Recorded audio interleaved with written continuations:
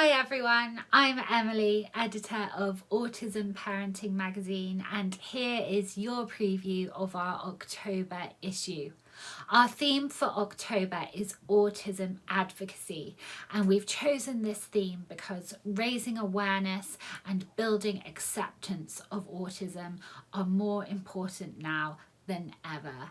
Unfortunately, despite the age that we live in, there is still a lot of stigma around autism. There is still a lack of understanding about what autism is, and there are still so many barriers to diagnosis all over the world.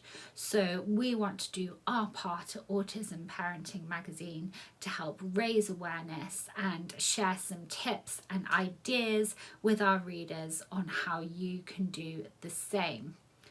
Among our articles, we have a piece about person first versus identity first language. Such a hot topic in the autism community.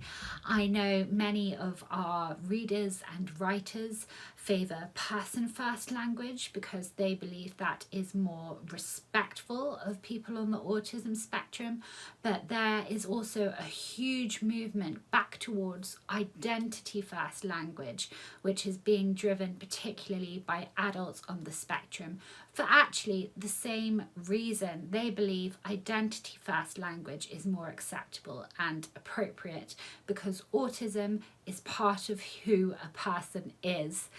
I encourage you to read our article and draw your own conclusions and work out which terminology is best and most suitable and most comfortable for you and your family. We also have a piece called Breaking the Autism Stigma, which looks more generally at stigma and how it affects people on the spectrum, how lack of understanding and awareness is really affecting people and stopping people from being able to really thrive. And of course, it includes a whole bunch of ideas on how we can all join together and break some of that stigma.